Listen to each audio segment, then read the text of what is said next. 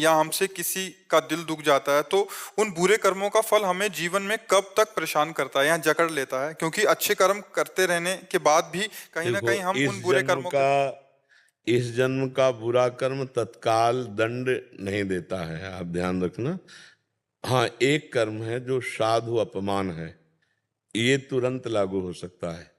साधु अवज्ञा तुरत भवानी, कर कल्याण अखिल के हानि। अगर ये नहीं है तो अभी जो पाप कर्म कर रहे हो उसका आपको दंड तत्काल में वर्तमान में नहीं मिल रहा। नहीं तो बहुत गंदे आचरण करने वाला भी सुखी देखा जाता है। जो बहुत पापाचरण कर रहा है, व्यभिचार कर रहा है, बहुत गंदे आचरण कर रहा है, बड़ी मौज से रह रहा है। और एक आदमी को देखा जाता है बहुत अच्छे कर्म कर रहा है, कोई भी गलत कार्य नहीं कर रहा, फिर भी दुखी है। इसका मतलब इसके पूर्व जन्मों से संबंधित है। जो हमारी पुरानी खेती है, जो हमने पूर्व में पाप कर्म किए हैं और इस जन्म हम बहुत संभाल के कर्म कर रहे हैं, फिर भी हमको दंड मिल रहा है, तो वो पूर्व का है। इस जन्म में वो पाप कर रहा है लेकिन बहुत मौज मस्ती से है, तो उसकी नई खेती का नहीं है, ये पूर्व का पुण्य है जो उस पुण्य को भोग रहा है। जिस दिन उसका पूर्व का पुण्य संपन्न हुआ और वर्तमान का पाप लागू हुआ तो ब्लास्ट हो जाएगा और नष्ट हो जाएगा, उसका घर नष्ट हो जाएगा, उसका परिवार नष्ट हो जाएगा, वो किसी काम का नहीं रहेगा। पाप कर्म करते हुए जो सुखी दिखाई दे रहे हैं, तो बस घड़ी गिन लो, अंतिम घड़ियां चल रही हैं, जिस समय उनका पुण्य नष्ट होगा वो नष्ट हो जाएंगे। और जो पुण्य आत्मा है, अच्छे कर्म कर रहा है लेकिन कष्ट भोग रहा है, वो उसके पूर्व के पाप नष्ट हो रहे हैं। जिस दिन पूर्व का पुण्य और वर्तमान का पुण्य मिलेगा वो प्रकाशित हो जाएगा, उसका कुल परंपरागत सुख बढ़ता चला जाएगा। इसलिए वर्तमान का पाप अगर आपसे हो गया है तो आपके उसको प्रायश्चित करके नष्ट कर दो, नहीं तो अभी तो वो सज रहा है, अभी वो दंड नहीं दे रहा, दंड तो आगे देगा वो जा करके। अब कह दे ऐसा विधान क्यों है, तो आज कत्ल करो तो अभी थोड़ी फांसी में चढ़ा दिए जाओगे। 10-10 वर्ष मुकदमा चलता है और फिर जीव को कहीं जाकर उसको दंड मिलता है कि 20 साल की सजा और 5 लाख रुपया जुर्माना, और 10वें वर्ष मुकदमा चलता रहता है। तो ये तो एक जन्म का है, सरकारी हमारे भगवान के यहाँ तो लाखों जन्म का मुकदमा चल रहा है। अब किस समय कौन से जन्म की तुम्हारी कर्म की वृत्ति। अब भीष्म जी बाल ब्रह्मचारी हैं, बड़े भजनानंदी महापुरुष, और 6 महीना बाणों की सैया पे, तो सैकड़ों जन्म पीछे का हिसाब किताब उनके ऊपर आ गया। तो हमारा तो बहुत बड़ा हिसाब किताब चल रहा है, एक दो केस थोड़ी है। तो हमें चाहिए भगवान नाम जप के बल से हम अपने कर्मों के गोदाम को आग लगा दें और नए कर्मों को सुधार लें, और जो हमारा शरीर रचा गया है उस समय जो हमारे कर्म है उनको हम भोग लें, तो भगवत प्राप्ति हो जाएगी। हम जन्म जन्म के प्रपंच से छूट जाएंगे। नहीं तो अवश्य में भोक्तव्यम कृतम कर्म शुभाशुभम। अभी जो किया है वो तो फसल तैयार हो रही है, आगे भोगना पड़ेगा। ये तो पीछे का है जिसको तुम भोग रहे हो। किसका प्रश्न है? हाँ, ये बात समझना पड़ेगा सखी। अभी जो का बीज बो रहे हैं तो किसान भी बोता है तो कई महीने के बाद फसल होती है, तो कर्मों का बीज है, इसको नष्ट कर दो। जो गलत कर्म हुए हैं भगवान के भजन से, भगवान से प्रार्थना करके इनको नष्ट कर दो, तो आगे सुख की प्राप्ति होगी। नहीं, जैसे हम बोए बबूल और चाहे दाग छुहारा तो कहाँ से मिलेगा। अब बुरे आचरण का फल तो बुरा ही हमारे को भोगना पड़ेगा, ना चाहते हुए भी भोगना पड़ेगा। अपने तो साधारण जीव, बड़े बड़े अवतारी पुरुषों को भोगना पड़ता है। इसलिए नाम जप करो, भगवान से प्रार्थना करो, वो तुम्हारे पाप, अहम तो हम सर्व पापे भ्यो मोक्षयिष्यामि मा शुचा, भगवान कह रहे मैं तुम्हें समस्त पापों से मुक्त कर दूंगा। भगवान की शरण में हो और जो दुख सुख आवे उसे भोगना सीखो। मिटा नहीं सकते इस शरीर के भोगों को, मिटा। यही हम कहते हैं कि जो लोगों को लगता है कि कोई रोग मिटा देंगे, नहीं, ऐसे लोगों को कुछ ऐसे लीलाएं हैं कि चाहे जितना बड़ा रोग हो आप जाओ रोग मिटा देंगे, तो मुझे ऐसा नहीं लगता। मेरा ऐसा अनुभव है कि ऐसा कोई पैदा नहीं हुआ। जो हिमालय से देवर्षि नारद जी कह रहे हैं, कहा मुनि से हिमवंत सुन, जो कछ लिखा लीलार, देव दनुज मुनि नाग नर, को न मेटन हार। हमको ये बात समझनी है कि हम स्वयं नाम जप करेंगे, भगवान से प्रार्थना करेंगे तो वही मिटा सकते हैं। कह रहे हैं ना, देव दनुज नर नाग मुनि, को न मेटन हार। देव दनुज नर नाग मुनि, को न मेटन हार।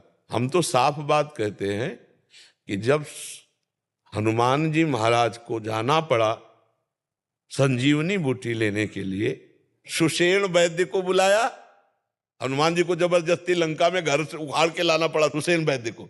वैद्य को तो लाए। अच्छा, राम जी से बढ़कर और कौन होगा?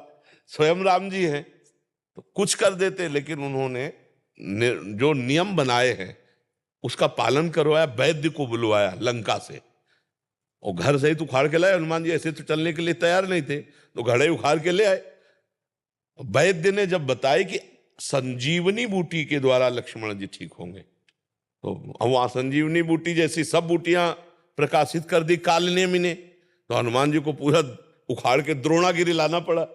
तो हम इन बातों से, इन चरित्रों से शिक्षा लेते हैं कि डॉक्टर, औषधि, उपचार ये भगवान का बनाया हुआ है। हमको इसके द्वारा रोग निवारण करना है और भगवान का नाम जप करना है, सच्चाई से चलना है, तो हमें किसी से आशीर्वाद मांगने की जरूरत नहीं, सबका आशीर्वाद हमें मिल जाएगा। अगर गंदे आचरण करो और आप सोचो कि कोई ऐसा, तो मुझे तो नहीं लगता, मुझे नहीं लगता, आज तक मुझे कहीं नहीं लगा। बहुत जगह ऐसा सुना हो, ऐसा समझने पर हमारी समझ में नहीं। आप लोगों का किसी का ठीक हुआ है क्या? सच्चाई से बताना कि भाई अमुक आदमी का कैंसर ठीक हो गया या अमुक। हाँ, ऐसा हमने देखा है कि ईमानदारी से भजन करने पर, सच्चाई से चलने पर रोगों का प्रभाव कम होते देखा है।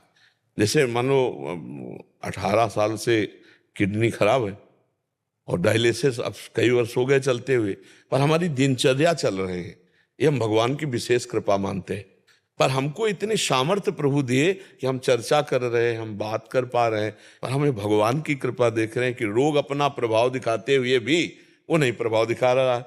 ये तो हो रहा है भजन से, उसका प्रभाव हमको परास्त नहीं कर पा रहा, लेकिन इसे मिटा दे ऐसा नहीं, इसको तो भोगना पड़ा। रामकृष्ण परमहंस जी सिद्ध महापुरुष, लेकिन उनको भी भोगना पड़ा ना, बड़े बड़ों को। तो हमें लगता है कि कर्म को भगवान के चरणों में समर्पित करके उनके नाम जप के द्वारा वही, और जिससे रचना शरीर की हो गई वो तो भोगना पड़ेगा, वो तो भोगना पड़ता है। इसलिए छूछाक चक्कर में न पड़ के भगवान का नाम जप करो। भगवान की प्रार्थना के द्वारा हम अपने कर्मों को पावन कर सकते हैं, हम कर्मों के जाल से मुक्त हो सकते हैं। भगवान बड़े कृपालु हैं। महाराज जी, जैसे अभी आपने बोला है कि आप किसी साधु संत का दिल नहीं दुखाना है, तो दिल दुखाने का मतलब होता है, हमारी बात समझो, हम दिल दुखाने का मतलब कोई साधु हमसे कहे ऐसा करो नहीं तुम्हारा दिल दुख जाएगा, धर्म विरुद्ध आचरण नहीं करना, वो साधु ही नहीं है जिसका दिल दुखी हो जाए। साधु का दिल भगवान का दिल है। महाराज जी, अभी हम बाहर चर्चा कर रहे थे, तो एक मुझे नहीं पता, तो एक महात्मा संत बैठकर, पता नहीं वो शायद मेरी बातें सुन रहे थे, लेकिन मेरी चर्चा किसी और के साथ में हो रही थी। तो मैंने बोला कि मैं महाराज जी को 2 साल से मतलब सुन रही हूँ, तो मैं बहुत प्रभावित हुई हूँ। आज हमारे पास में लोगों के पास जवाब देना, मतलब आज हमारे पास में जवाब है लोगों को देने के लिए। आज हम पाखंड के उस पर विपक्ष पर बोल सकते हैं, लेकिन महाराज जी मेरी भावना किसी को ठेस पहुंचाने की नहीं थी। पता नहीं उन संत जी को मेरी कौन सी बात बुरी लग गई, तो वो बहुत ज्यादा गुस्सा हो गए, वो क्रोधित हो गए कि आप सबको ऐसे नहीं बोल सकते, आप किस पाखंड की बात कर रहे हैं। मुझे नहीं पता उन्होंने मेरी बात को किस उससे लिया। अब मेरे मन में एक दुविधा ये हो रही है कि पता नहीं उनका मन दुखा है।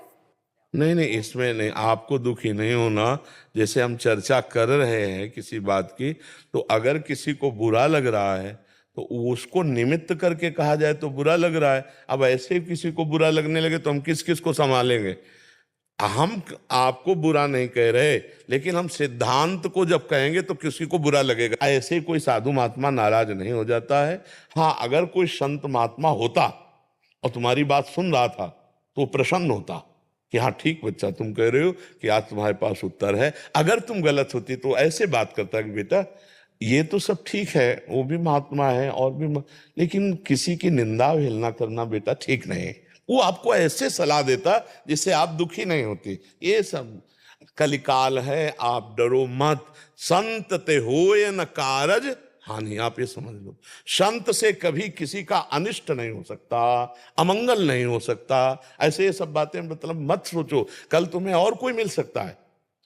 किसी को अगर जरूरत है तो तुम भोजन पवा दो, कोई बीमार आदमी है तो औषधि ला के दे दो, ठंडी में कांप रहा है, अपना कपड़ा दे दो, हम तुम्हें ये कहते हैं कोई इससे हानि नहीं होगी, आपका मंगल ही हो जाएगा। लेकिन ऐसे सब बातों से बचो बच्चा। साधु बनकर साधुता निर्वाह करना बहुत कठिन है।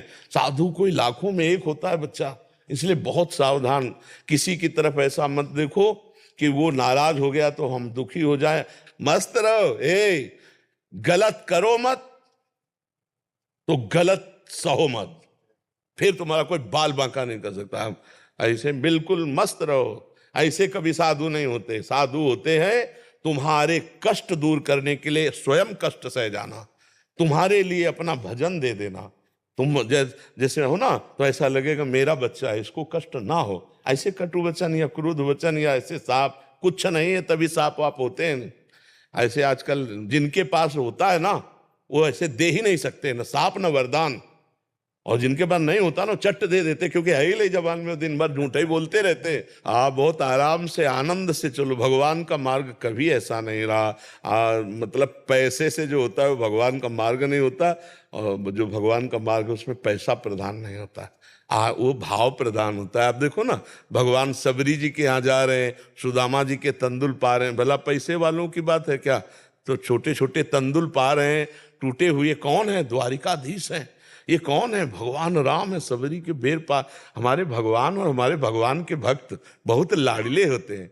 नहीं आप देखो, अगर संत है तो ये कहेगा बच्चा तुम्हारा भगवान मंगल करें, हमारी तो कोई गलती नहीं, शायद तुम्हें भूल हो गई, नहीं भगवान तुम्हारा मंगल करे। ऐसा नहीं हो सकता कि वो ये कह दे जात नाश हो जाए, ऐसा नहीं। हमने संतों में ऐसा नहीं देखा। वो